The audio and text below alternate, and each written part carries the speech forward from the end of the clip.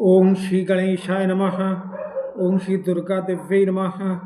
ओम श्री बगलामुखी देव्यै नमः। ओम सर्वेभ्यो देवेभ्यो नमः। पिछले शॉर्ट में हमने देखा कि माता रानी ही अकेले परम ज्ञानी या पूर्ण ज्ञानी हैं, बाकी सब माता रानी की संतान हैं।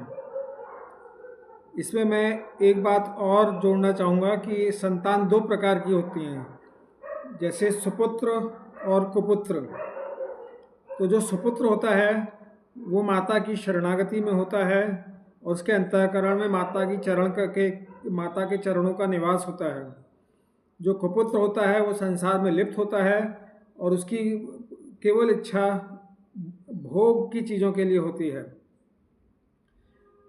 तो हाँ, मैंने पहले सप्तश्लोकी दुर्गा के प्रथम श्लोक के बारे में कहा था। उसमें लिखा है कि देवी माँ ज्ञानियों के भी चित्त को बलपूर्वक हर लेती हैं और उसको माया में डाल देती हैं। तो क्या सुपुत्र को भी माया में डाला जाता है या मोह में डाला जाता है?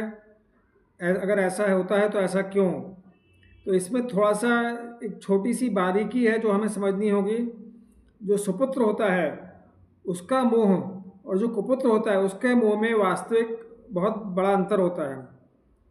जो सुपुत्र होते हैं अर्थात जो माता के शरणागत होते हैं, जिन्होंने अपने आप को माता के चरण रथ के लिए समर्पण कर दिया है, वे सुपुत्र जब मोह जनित चीज़ें करते हैं तब वह जो मोह होता है वह केवल क्षणिक या टेम्पररी होता है।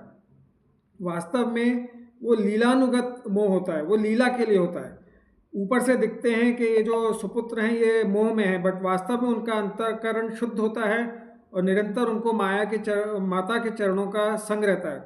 तो ये लीलानुगत मोह है। और जो कुपुत्र होते हैं वे लोग केवल भोगों की इच्छा से कर्म करते हैं और उनका जो स्वार्थ है वो केवल भोगों में निहित होता है। उनकी माता के चरणों में अटूट एवं अटल प्रीति नहीं होती है, उनका शुद्ध अंतःकरण नहीं होता है। इसलिए हम कह सकते हो उनका प्रगाढ़ मोह होता है। उनका मोह इतना जटिल होता है, इतना इतना इतना स्ट्रांग होता है कि वे लोग केवल भोगों की इच्छा करते हैं और माता के चरण रथ की नहीं। ये एक वास्तविक अंतर है माता के सुपुत्र और कुपुत्र के मोह में। दोनों के मोह में बड़ा अंतर है, ये हमको समझना होगा। तो जो सुपुत्र होते हैं वो कभी वास्तव में मोह में पड़ते ही नहीं, क्योंकि उनकी माँ के चरणों में शरणागति होती है। धन्यवाद। जय सिया राम।